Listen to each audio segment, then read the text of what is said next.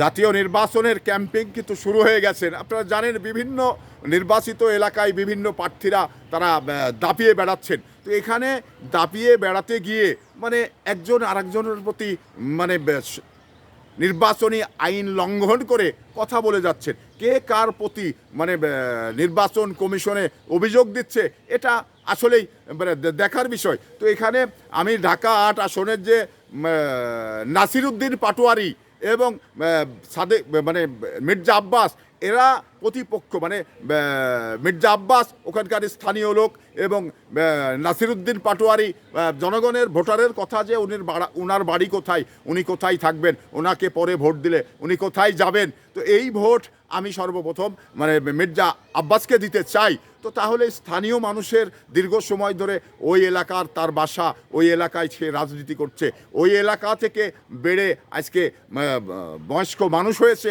তো সেই মানুষটিকেই কিন্তু তারা মানে ভোট দিতে চায়।